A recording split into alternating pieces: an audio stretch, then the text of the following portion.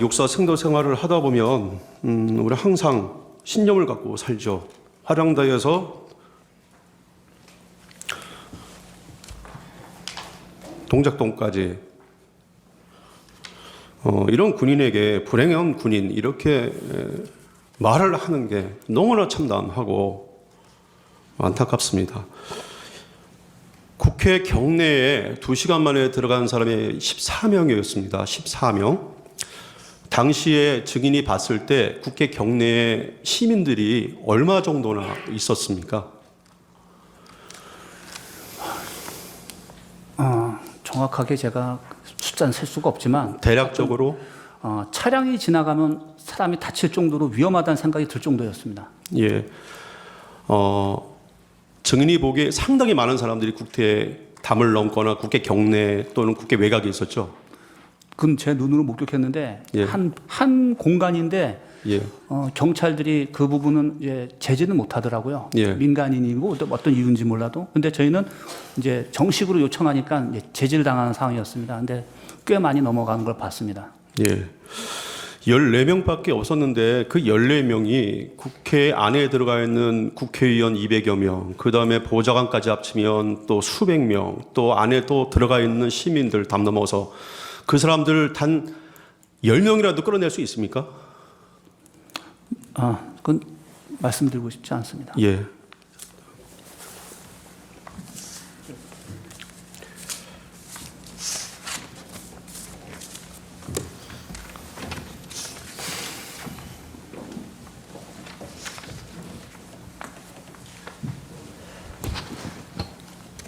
예, 수방사령관님, 예, 윤갑근 변호사입니다. 몇 가지만 질문을 하겠습니다. 출동 당시에 임무를 정확히 받지를 못해서 김봉식 청장에게 전화한 사실이 있다고 하셨는데 맞죠? 그거는 제가 임무를 못 받아서가 아니라 그냥 훈련된 습성대로 한 거였습니다. 이제 정확히 그 당시에 국방부 장관이나 다른 분으로부터 구체적인 업무 지시를 받은 건 없는 건 사실이죠. 그랬기 때문인데 예. 그에 대해서는 답변 드리지 않겠습니다. 그 당시 김봉식 서울청장에게 전화해서 무슨 일인지 확인을 했을 때 김봉식 청장이 병력이 필요하다고 지원 요청을 한 사실이 있죠. 말씀드리고 답변 드리지 않겠습니다. 아까 청구인의 질문 사항에 현장에 도착했을 때 상당히 무질서한 상황이라고 말씀을 하셨습니다. 그 부분은 제 주관적인 평가인데 예.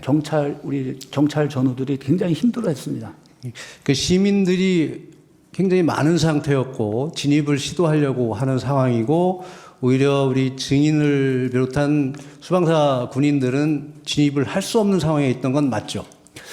왜냐하면 기관과 기관이기 때문에 네. 협조와 통제에서 움직이다 보니까 절차 때문에 안 되는 것 같았고 시민들은 그냥 이제 임의대로 하는데 경찰 병력이 뜨문뜨문 있다 보니까 그게 상당히 제지하기가 어려웠던 것 같습니다.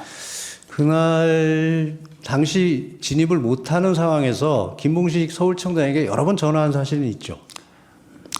그거는 답변 드리기가 제가 제한이 되는데 딱 한 가지였습니다. 이유는. 그리고 그 당시 현장에서 카니발 차량을 타고 계셨죠? 네. 아까 청구인의 질문 사항 중에서 운전관이 자고 있었냐고 했을 때 그럴 상황이 아니라고 말씀하셨고요. 차가 계속 움직여 있어야 되고 그 다음에 사람들이 옆에 다 있었기 때문에 그렇게 있을 수 있는 상황이 아니었습니다. 그런데 일부 조사한 결과를 보면 부관의 진술에는 운전관이 자고 있었다 이런 진술이 있습니다. 그러면 말이 안 되는 상황인 거네요.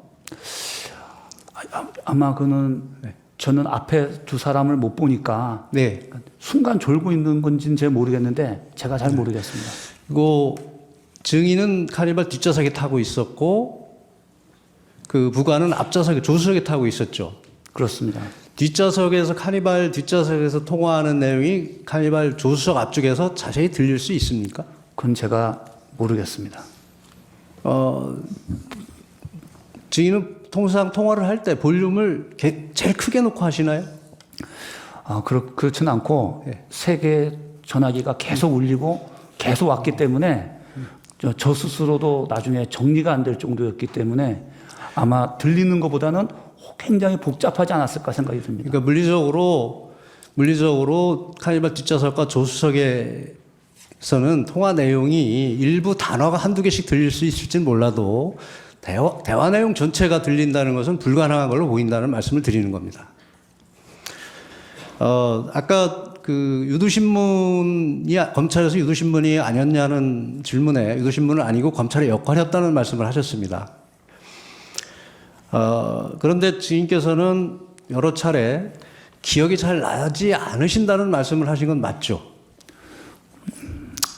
예, 저는 그 조사 중에 다 기억이 안 나는 부분이다.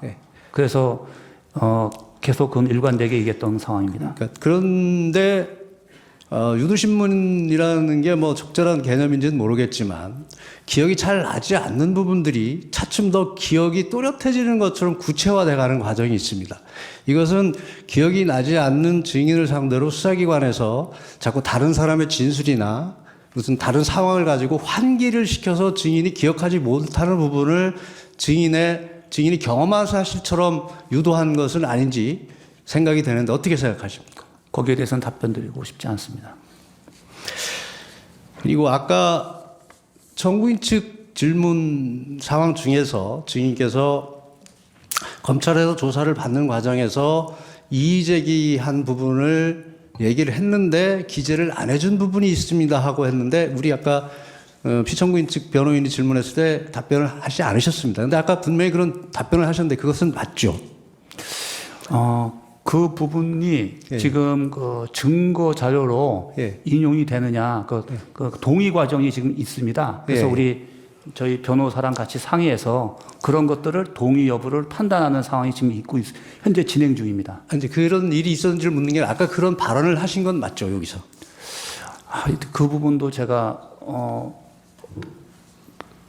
가능하다면 그 부분도 정정하고 싶습니다. 그 부분을 뺐으면 좋겠습니다. 네. 네, 이동찬 변호사입니다. 그 증인께서 계엄 당시에 국회로 출동하실 때 카니발 관용차를 타고 나갔고 부관이 핸드폰으로 뉴스를 틀어놨다고 하셨어요. 맞습니까? 뉴스를 보는 걸로 제가 봤습니다. 왜냐하면은 그 상황 벌어지는 어느 순간순간은 저한테 우리 부관이 얘기했기 때문에 아마 시청하지 않았는가 생각됩니다. 소리도 켜놓고 봤습니까? 그거는 모르겠습니다. 증인 대통령으로부터 전화 받은 폰이 군에서 지급한 비화폰이죠? 군에서 지공하는 비화폰입니다. 네네. 그 비화폰에는 다른 추가로 어플리케이션을 설치할 수가 없죠. 그런 걸로 알고 있습니다. 블루투스 기능은 있습니까? 그렇게 되지 않습니다. 그러면 비화폰에 그 통화를 할 때 스피커폰 기능도 없죠? 그런 거 다 없습니다. 네.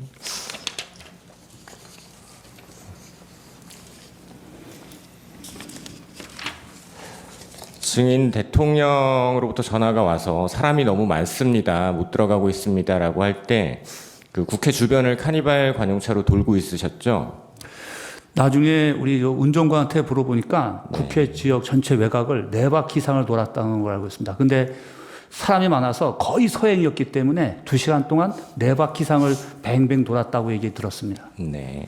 그러면 국회를 계속 그렇게 돌다가 안 되겠어서 여의도 방공진지에 주차하고 계셨죠? 네. 그 방공진지 도착하신 시각이 언제인지 기억나십니까? 기억은 정확히 안 나지만 계엄 해제 의결이 국회에서 끝나고 철수 지시가 내려오는 그 직전인가 되는 것 같습니다. 해제 의결 전입니까 후입니까? 해제 후입니다. 예. 증인의 부관은 00시 40분경이라고 이야기하는데 해제 전 아닙니까? 그것도 제가 기억이 없습니다. 네. 이상입니다.